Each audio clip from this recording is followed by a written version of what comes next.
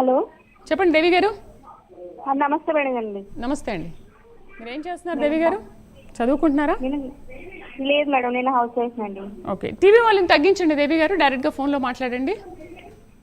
ఏంటి అమ్మాయిలు ఇవాళ ఇలాంటి పరిస్థితికి దిగజారారు అంటే ఏమనుకోవాలి? ఏంటి మేడం, అసలు సనాతన ధర్మం అని వచ్చి ఇంతలాగా మోసం చేసి అమ్మాయిలు ఇలా చేస్తుంటే అమ్మాయిల పరిస్థితి ఏంటి మేడం అసలు? దేవి గారు టీవీ వాళ్ళని తగ్గించాలి. టీవీ వాళ్ళని తగ్గించి చెప్పండి. అసలు ఈ మన సనాతన ధర్మం అంటున్నాడు, మళ్ళీ ఇంత మోసం చేసి అమ్మాయి వాళ్ళ పేరెంట్స్ కూడా డైలీ చూస్తున్నాను మేడం, నేను యూట్యూబ్ ఛానల్లో కదా. వాళ్ళ పేరెంట్స్ ఎంత బాధపడుతున్నారు మేడం అసలు. అసలు మనిషే నాడు అసలు కామపిచ్చాచ అర్థం కావట్లేదు. స్వామీజీ గారు, శంకర్ స్వామీజీ గారు ఆపరేషన్ చేయించుకున్నాడు, అయినప్పటికీ కూడా ఏంటి ఈ వికృత చేష్టలు? అసలు ఆయన ఏదో మారదాం అనుకున్నాడు, ఎలాగో మారిపోయాడు. మరి అమ్మాయిని లోబర్చుకోవడం ఎందుకు ఆపరేషన్ చేయించుకున్నప్పుడు? అసలు దీని మీద ఎట్లా మాట్లాడాలి?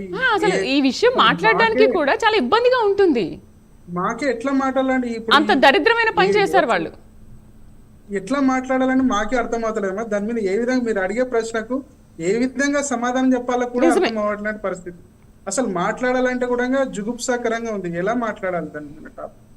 అసలు మాట్లాడాలంటే కూడా ఇబ్బందికరమైనటువంటి పనిని ఈ శ్రీనివాస్ ఆ వర్షిని చేశారమ్మ. అంటే సభ్య సమాజం తలదించుకునేలా సనాతన ధర్మం పట్ల ఇంకా ఇప్పటికే నిందలు మోపుతూ సనాతన ధర్మాన్ని వేలెత్తి చూపిస్తున్నటువంటి ఈ సందర్భంలో, ఇప్పటికే సనాతన ధర్మం పట్ల వ్యతిరేక భావనల్ని పెంచి పోషిస్తున్నటువంటి ఈ సందర్భంలో ఈ శ్రీనివాస్ అనేటువంటి వ్యక్తి, అఘోరి పేరుతో శ్రీనివాస్ అనేటువంటి వ్యక్తి ఒక పీక్ లెవెల్కి తీసుకొచ్చి అమాంతం విమర్శించే విధంగా, సనాతన ధర్మాన్ని విమర్శించే విధంగా ఈ శ్రీనివాస్ అనేటువంటి వ్యక్తి నిర్వాహకం చేశాడమ్మా. ఇతన్ని వెంటనే బొక్కలు దోశారు. అసలు బొక్కలు దోసేసి ఇట్లాంటి వ్యక్తుల్ని సభ్య సమాజం మనోభావాలను దెబ్బతీసే విధంగా ప్రవర్తించినటువంటి ఇట్లాంటి నీచులని వెంబడే అరెస్ట్ చేసి బొక్కలు దోస్తే తప్ప సభ్య సమాజంలో మార్పు రాదమ్మా. తప్పకుండా ఇట్లాంటి వ్యక్తుల్ని బయట ఉంచరాదు. ఇట్లాంటి మృగాలని బయట ఉంచే ప్రసక్తే లేదమ్మా. రైట్, నెక్స్ట్ కాల్ చూద్దాం. నారాయణమూర్తి లైన్ లో ఉన్నారు. శంకర్జీ హలో. నమస్కారం అండి. నమస్తే అండి శంకర్జీ, ఎక్కడి నుంచి మాట్లాడుతున్నారు? సారీ, నారాయణమూర్తి గారు ఎక్కడి నుంచి మాట్లాడుతున్నారు? వరంగల్ నుండి మాట్లాడుతున్నాను మేడం. ఓకే, మీకు ఎక్కడైనా ఈ అఘోరి శ్రీనివాస్ వరంగల్ ఎక్కడైనా కనిపించారా? అంతకు ముందు ఏదో కనిపించినట్టున్నాడు కదా, అక్కడ కూడా తిరిగినట్టున్నాడు ఆయన. అవునండి, ఈ సైడ్ కూడా వచ్చారు కానీ ఇట్లాంటి వ్యక్తిని మనం ఎక్కడ చూడలేదండి. ఎందుకంటే ఈ సనాతన ధర్మం పేరుతోటి డబ్బు సంపాదించడం కోసము, జనాల దగ్గర ఉన్నటువంటి మానవత్వం ఆ విధంగా సంపాదించడం కోసం తిరుగుతున్నాడు తప్పితే ఇతని వ్యక్తి కాదండి. సనాతన ధర్మం పేరు చెప్పుకొని హిందుత్వాన్ని భ్రష్టు పట్టించే విధంగా ఈ రోజు సమాజంలో ఇట్లాంటి వాళ్ళు తిరుగుతున్నారండి. వీళ్ళందరినీ హిందుత్వం కోసం మనందరం పోరాటం చేసి ఇట్లాంటి వాళ్ళను దేశ బహిష్కరణ చేయాలండి. ఇది పరిస్థితి. ఒకసారి ఆలోచించండి. హిందూ ధర్మం ఇప్పటికే చాలా ఖరాబ్ అయిపోతుంది. ఇట్లాంటి వాళ్ళు రావడం వల్ల దేశానికి చాలా నష్టం ఉందండి. హలో, రైట్ ఇంకా నారాయణమూర్తి గారు ఎంత చెప్పినా తప్పే అండి. ఈ రోజు బెంగాల్ ఇటు సైడ్ మొత్తం మన హిందూ ధర్మం నాశనం అయిపోతుంది. దీన్ని కాపాడే బాధ్యత మానవత్వం ఉన్నటువంటి ప్రజలు, అంటే హిందువులు మనమే అండి. దీని నుంచి నడుం బిగించి చేసేది. కొంచెం దీని గురించి ఆలోచన చేసి మీరు మంచి నిర్ణయం తీసుకుని ఇట్లాంటి వ్యక్తులను జైల్లో వేసేయడం కరెక్ట్ అండి. ఖచ్చితంగా అండి. థ్యాంక్ యూ అండి. నెక్స్ట్ కాల్ చూద్దాం. శ్రీకాంత్ లైన్ లో ఉన్నారు. హలో. హలో, శ్రీకాంత్ గారు ఎక్కడి నుంచి మాట్లాడుతున్నారు? మాది భద్రాచలం అండి.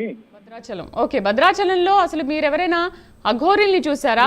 ఇలాంటి అఘోరిని చూసారా ఎప్పుడైనా? ఇలాంటి అఘోరిని చూడలేదండి. అఘోరిల్ని చూసారా? చూసాయండి. ఎలా ఉన్నారు వాళ్ళు? అఘోరీలు అంటే ఎలా ఉన్నారు? మీరు ఒకసారి మీ మాటలు చెప్పగలరా?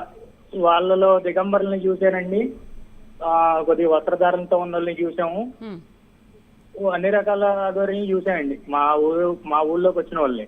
కానీ ఇలాగా ఫ్రాడ్ చేసేదాన్ని అయితే మాత్రం ఏమని చూడటమేండి. ఇంకో విషయం ఏంటంటే అండి, ఇలాంటి వాళ్ళని ఈ యూట్యూబ్ ఛానల్స్ ప్రమోట్ చేసి వాళ్ళని ప్రమోట్ చేయడం కూడా అంత కరెక్ట్ కాదండి. మెయిన్